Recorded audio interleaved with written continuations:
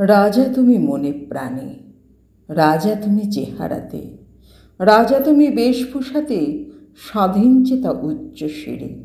মোগল সম্রাট আকবর দুই হলেন ধন্য, তোমায় রাজা উপাধিতে করে মান্য।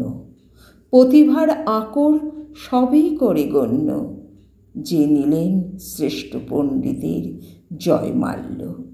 নানা ভাষায় পারদর্শী, বেদ পুরাণ উপনিষদ কোরআন আদি করেছ সব নিজ আকর্ষণে সত্যান্বেষণে। বাইবেলের জ্ঞানেও অনুপ্রাণিত, একেশ্বরবাদে রূপান্তরিত, হেনেছ কুঠার কুসংস্কারের মূলে। পণ নিয়ে বহু বিবাহ কুলীন কুলে করিয়াছ ঘৃণা, জানায়ছ কঠোর প্রতিবাদ এসবের তরে। রামক্রান্ত পিতা তব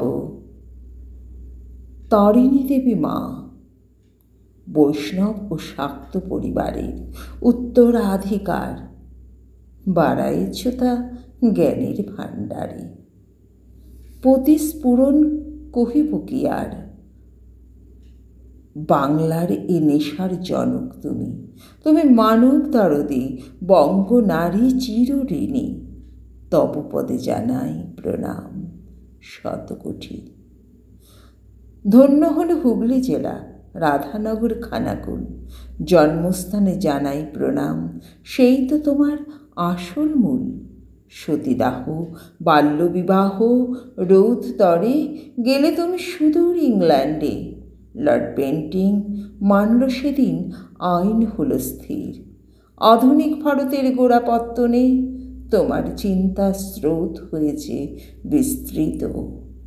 সমাজে ধর্মে শিক্ষায় সাংবাদিকতায় চেয়েছিলে কন্যা অধিকার প্রতিষ্ঠিত হোক পিতৃ সম্পত্তিতে।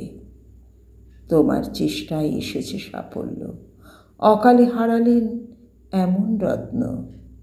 হায় দুর্ভাগ্য, চিরবিদায় নিলে বিদেশ বিভুয়ে বিষ্টলে। সমাধি মন্দিরে ছবি ভাসে দুনয়নে, প্রণাম তোমায় হে মহামানব, হে ভারত পথিক নবজাগরণের পথ প্রদর্শক। সারুদ্ধকি শতবর্ষ অতিক্রান্ত আজ,